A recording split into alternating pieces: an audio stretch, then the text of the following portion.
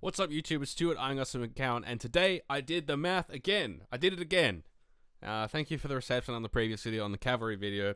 I thought I'd give you guys a bit of a treat, and we have the infantry video today, okay? So, we'll go through the same thing we did last time.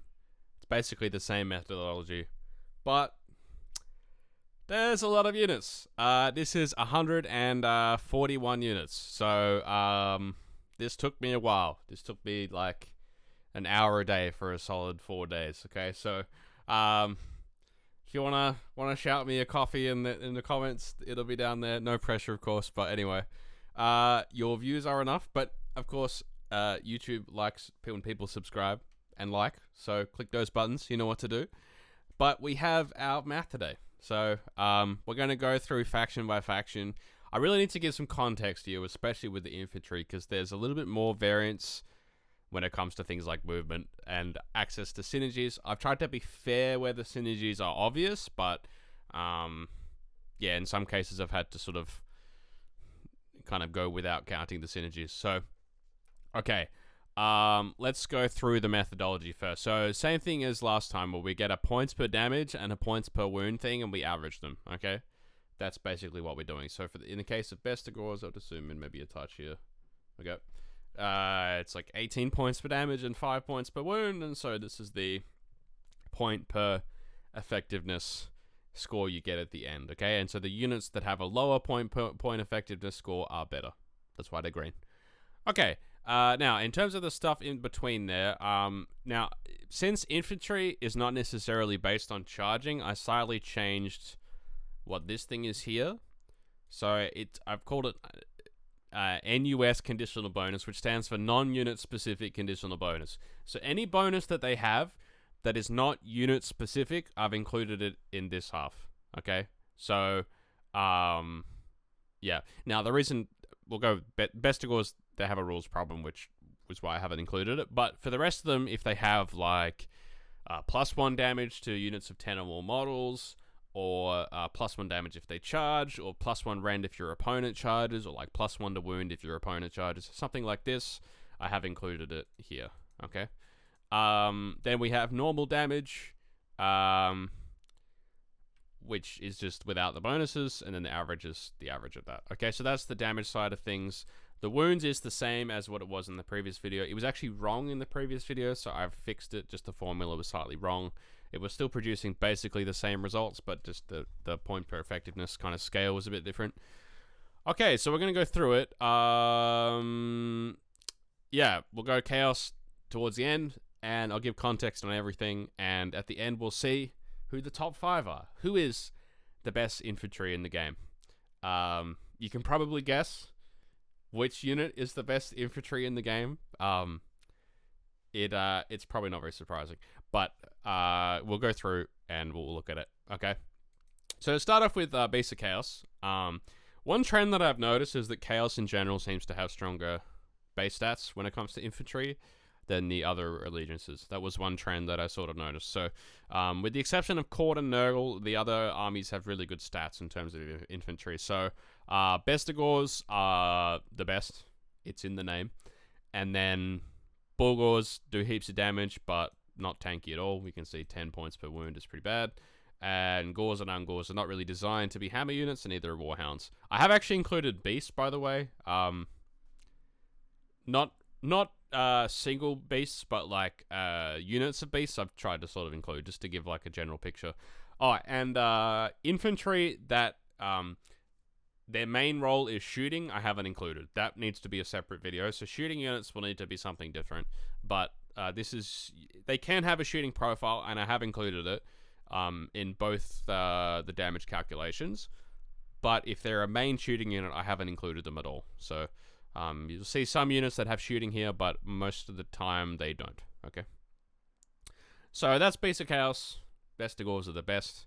I haven't included the +1 attack they get against all-out defense, because there's a rules debate at the moment where they can't use it because it doesn't work, but that will make them even better. So I think if you look at this, you can see best of Gores as a general all-round unit. I mean, they're actually quite fast as well. You can get run and charge. They can start off the board.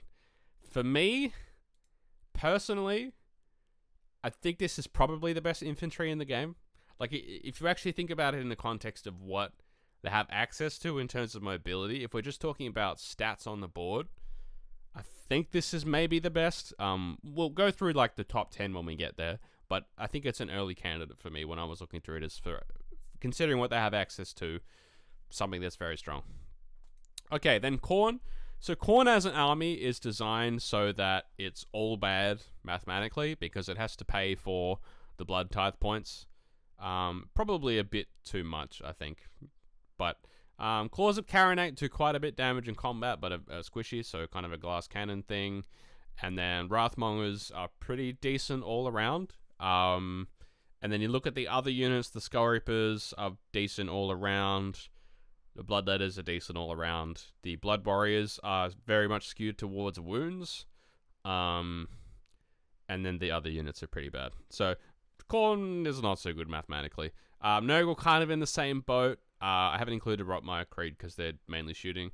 But like Black Kings do okay damage, but mostly great in terms of the wounds department. And then Plague Bearers and Nurglings do terrible damage, but are good wounds. So not much to say about Nurgle there. I would just say Black Kings maybe slightly overperform my expectations. They seem to be pretty good. Okay, so we have the Slaves of Darkness. No surprise here that Ogroids are the best mathematically here. They have 130 million problems, not to do with stats.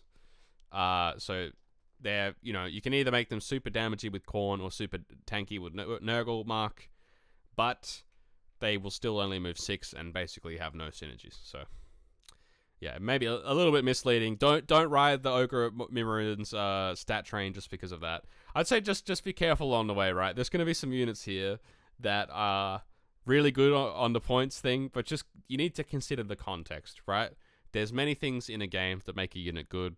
Movement speed is one of them. Access to synergies is one of them. All sorts of things like this. They might have a tech ability, which I can't capture with this. We're just talking about damage and wounds. Give you like a general picture of how good a unit is, then color in the rest. So Chosen, I haven't included the fight twice.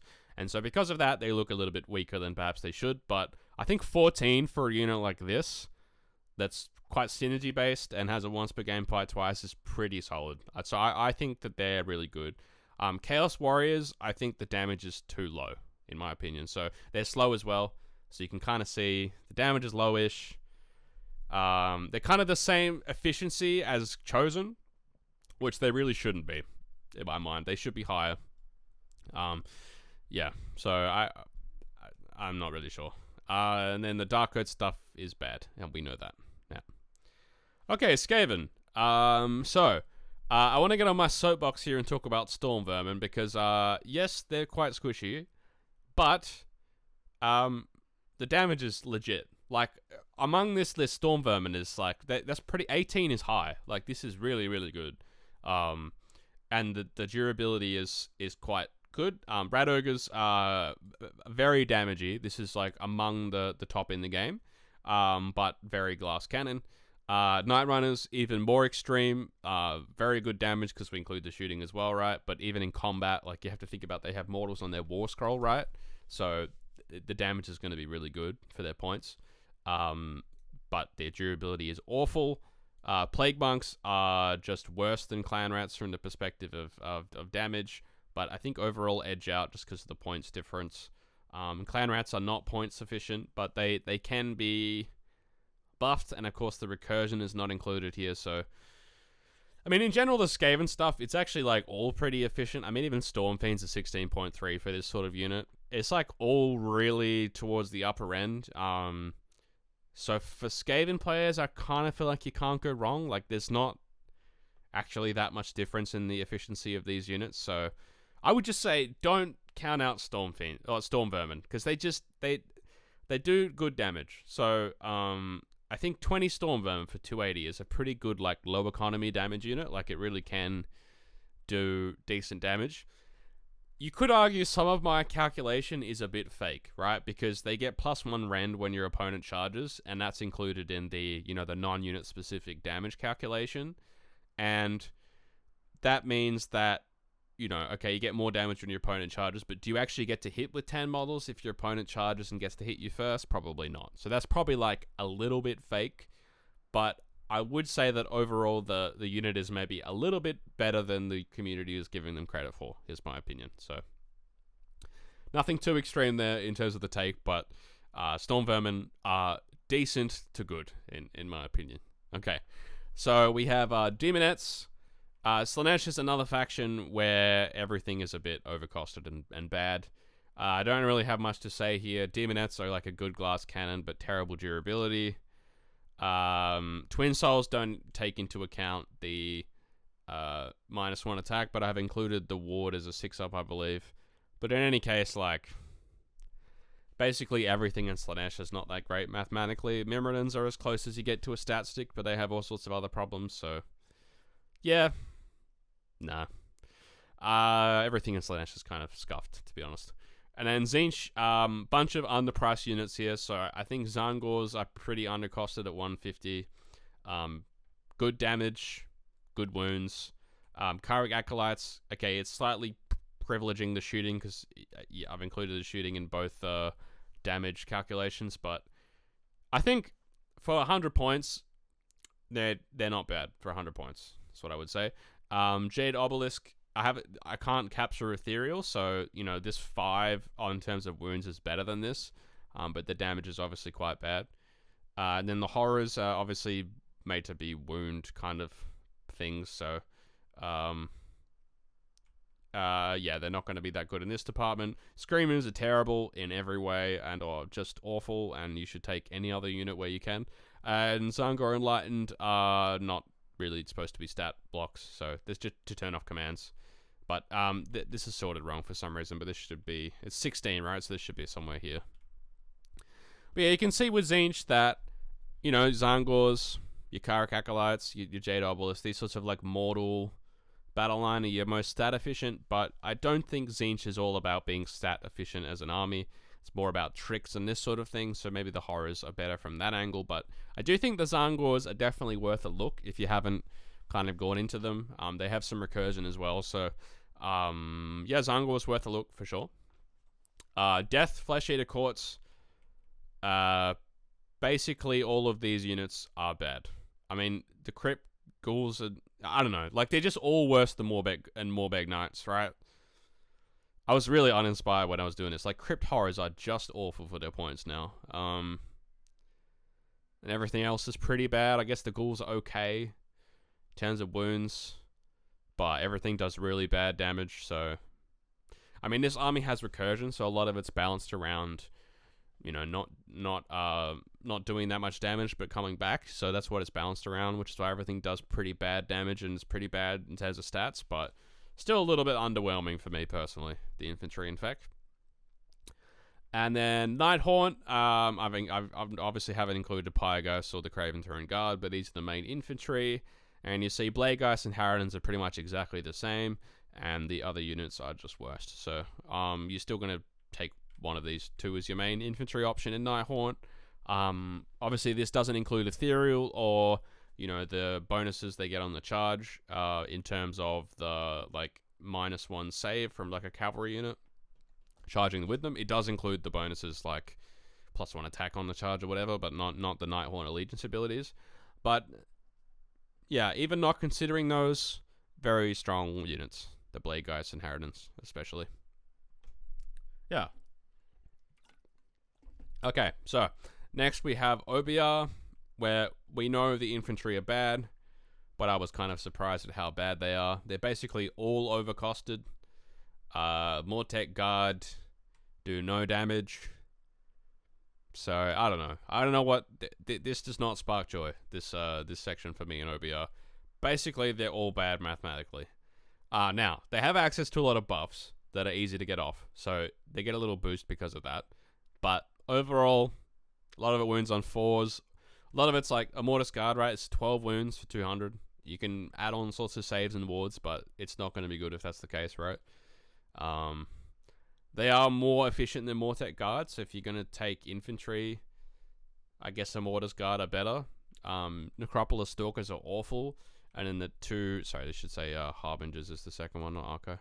Okay. The 2 Morghast variants are overcosted, and the Tyrannic Cohort doesn't do any damage, so that's why it's down here. But in terms of wounds, it's the best option in OBR, I believe. Okay, Soulblight, not too many surprises here. Basically all overcosted or just doesn't do that much damage because it has recursion. Got to keep that in mind. But the stuff that doesn't have recursion in True Blades and Vargheists are fine in terms of efficiency, and in the Graveguard are pretty good in terms of efficiency. But again, move 4.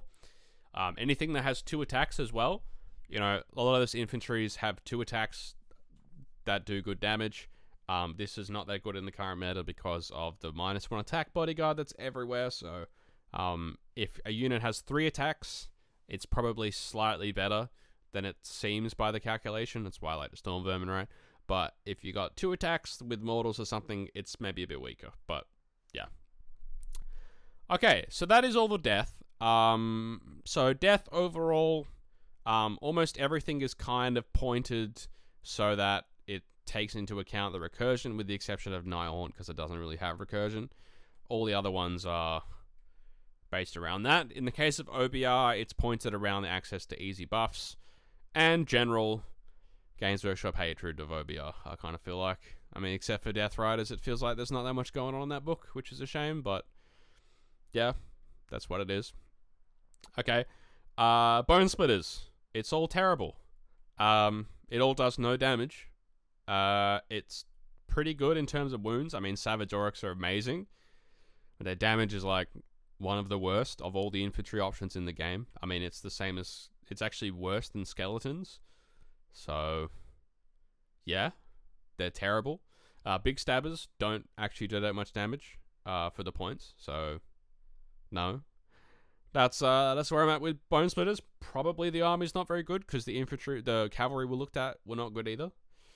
And then we have Gits, where, okay, so Squeak Herd are beasts, okay, but yeah, we have a big number there because their damage is insane, alright? We're talking 14 points.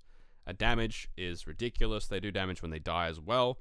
Obviously have the big drawback in terms of control 1, but that's fine. And the durability is not bad either because, you know, it's still 12 wounds for 100 points. So, yeah, Squeak Herd are pretty nice. The 2 Trog variants, Fell Waters turn out slightly more efficient if you count the shooting, but maybe that's a little bit fake. You're not going to get to shoot the 6-inch weapon all the time, are you? But, yeah, I mean, they're about the same. And then, you know, Loon Smasher Fanatics, I believe, are up there in terms of the highest damage per point. Not as good as Squeak Herd, but definitely up there. And durability is obviously terrible. We got some other options in here that just don't do any damage, but are pretty durable, like Snufflers, Stabbers, and Gobblapalooza. But overall, yeah, I mean, Gits is good stats-wise, right? Especially Squeak Herd. Okay, then we have Iron Jaws, where Brutes, if you don't take into account buffs, right? Brutes will always look the best. The I don't know what the name are, but the cheap unit of 3 guys is fine damage-wise. If you give them +1 damage, I think they do real well for their points, but otherwise, just fine. Brute Rages, very squishy, obviously. Damage is decent. And then Ardboy's damage is quite bad, but durability is absolutely stellar. I think that's up there. Or we'll look at the top list at the end of it, but I think that's probably the tankiest unit in the game per points. We'll look at it up afterwards. Okay. And this is infantry, right? So I actually think that they might take the title for tankiest unit in the whole game per points. We'll see at the end here. Okay, Monster Killers, obviously very cheap. So although their durability is not great, their damage is quite good. So good score there. The other options in Kruleboyz are quite expensive, and if you don't count buffs on them, they don't really do their points worth in buffs. Like Gut Rippers without buffs don't really do that much damage, so kind of a synergy-based army, so awkward to look at here, but you can see that Monster Killers are still really efficacious for their points, like 120 points, get a good amount of damage. They're pretty nice. Yep. Ogres, you can see Gluttons are the best. There's no surprises there. But you can see that overall, see, Iron Guts, Man-Eaters perform pretty similarly, but of course, Man-Eaters have way less access to synergy. Lead Belchers are not really supposed to be a damage unit, I guess, or a unit that does anything. They don't really do anything well, but they're sort of okay. I forgot to do Gorge of Morpack. My guess is they'd end up somewhere between Gluttons and Iron Guts area, but yeah, I'll do that for after the video. Okay, I'll go on and do that, but it just won't be in the video.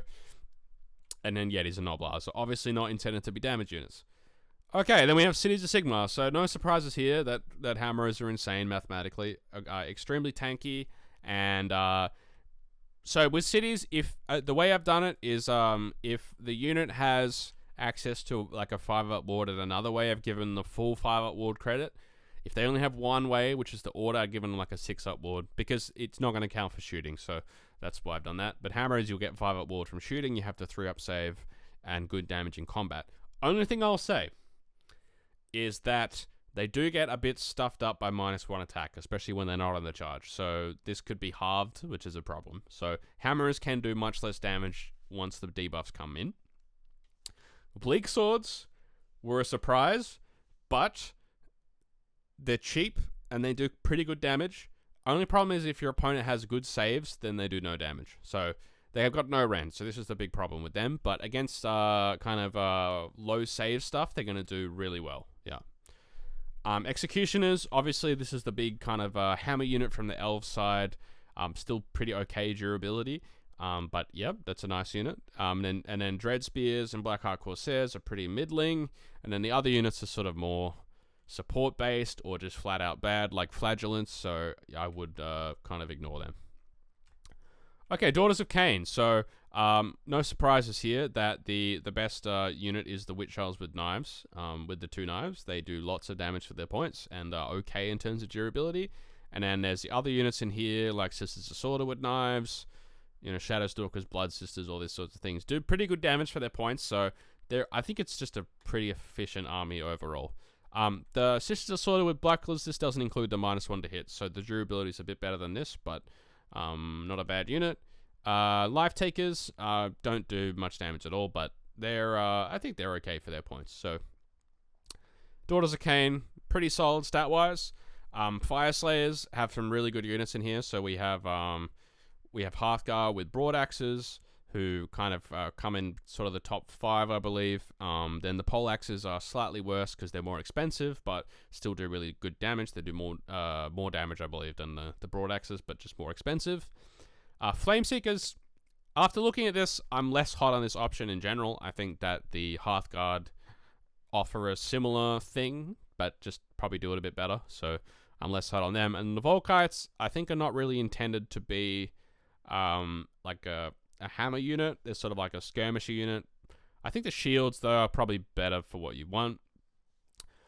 Thralls, I think are just bad. Don't think there's any redeeming qualities. Lumineth, so you have Wardens and Stoneguard coming in front, and then Blade Lords a bit less efficient because they're a bodyguard war scroll. And then Seraphon, Kroxigor and Kroxigor Warspawn, basically the same. And then you can see that the other infantry options are good to find. Okay, then Stormcast. Okay, so there's a shitload of Storm. I mean, this took me ages, right? But okay, Reclusians are so cheap now that they are kind of the best option mathematically. I believe this includes the 5-up ward, though. Let me double check. Yeah, I believe I included the 5-up ward here. Did I? Yeah, I did. Yeah. So it does take into account the 5-up ward as well. So once you start taking more units than this, it's gonna be less efficient, and obviously you have to take into account the sub-faction as well. It's obviously it's an automatic ability that doesn't require you to take any more units, but you can't span them. So this is just to say that the first unit of Reclusians you take with the sub-faction will be the most efficient thing you could take in Stormcast. That's basically what I'm saying. And then after that, Vigilers are really solid. Soulsworn, we know this is the big stat blob. The Paladin units actually did okay. I mean, they move 4 inches, so that's the big kind of downside, but you can see the Retributors did pretty solid there. Prosecutors, even though they're really glass hammery, still did pretty good for their points. I believe that also includes the 5-up ward though. Then we have some Annihilators, and then sort of everything starts to get a bit worse after this. Yeah, you can go through that on your own. And then we have the Sylvaneth, which is the last unit, last army, and the Scythes were the best. Yeah, basically because they're designed to be antithetical to what the army wants to do. Like, the Scythes sit there and take a hit and then hit back. That's not what Sylvaneth wants to do, so that's why they're a bit more stat efficient. Twist Wield, really solid. Good shooting option with the Hive, and then pretty good combat. And then the other units are less efficient. Obviously, Dryads are not intended to do any damage at all, but tankiness-wise, this doesn't include the -1 to hit and wound, but that would make them really tanky for their points. But overall, Sylvaneth, the stuff is fairly weak stat-wise. So that is the infantry math. Now, let's go through a few things. So we're going to go points per damage first. Alright, so what do you think the strongest point per damage infantry unit in the game is? Quick guesses. It is... no, that didn't sort properly. Hold on, it might not sort properly.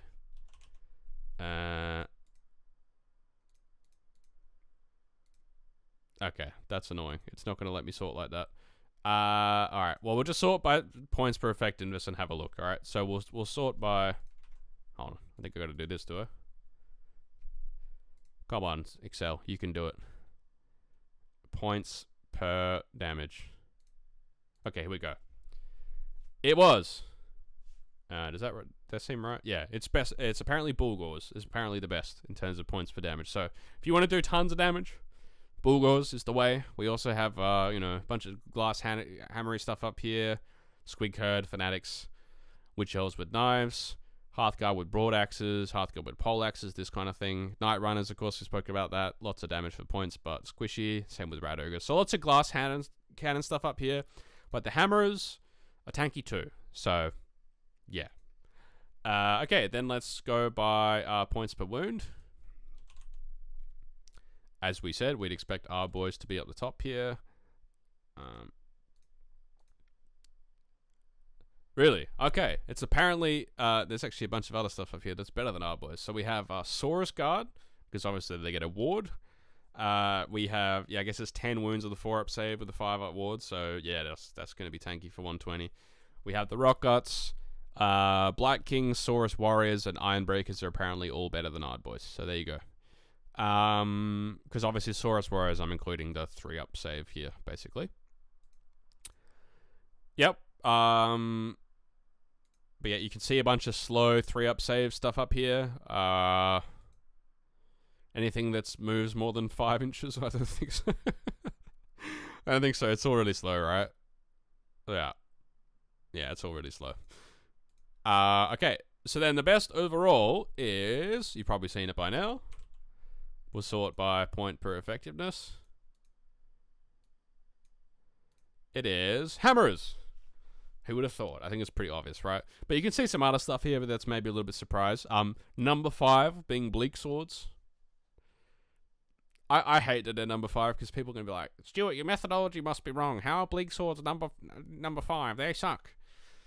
Look, if you look at a 4-up save, maybe this is a slight flaw with the approach, but the Bleak Swords look pretty good in a 4-up save.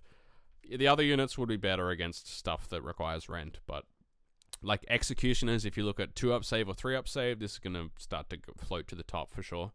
But you can see overall, Ogre and Mirrodin's up there, but we spoke about their problems. Wardens, I think, you can see how solid they are as a unit. And same with like even Stone Guard, they're slow obviously, but ways to buff their movement with Speed of Fish. And yeah, you can see a bunch of just stat kind of users, but overall, I think maybe from a list building perspective, this is a little bit less useful than the cavalry one, maybe. I'll see what you guys think about it, but a lot of these units that are in the top here, like, yes, we know that they're stat blobs, but they have problems. I think what you can use, though, is if you have a unit of infantry in your army that's there to perform the anvil role, then you can use this to just go and find the highest, point, or like the lowest point per wound to spend in here, and just take that unit, and that's going to be the best in terms of what you can get in your army, right? That's what this is for. Okay, if you have like two really similar units, like for example in Cities of Sigmar, maybe I'm debating between Bleak Swords and Dread Spears. This would be a good example, right? You can go in here, see Bleak Swords are probably just better overall, and you can do that. So, yeah, I hope you enjoyed the video. This took me ages, so again, if you want to throw me a $5, it's in the comments. But yeah, we'll see you next time. Thank you, and bye for now.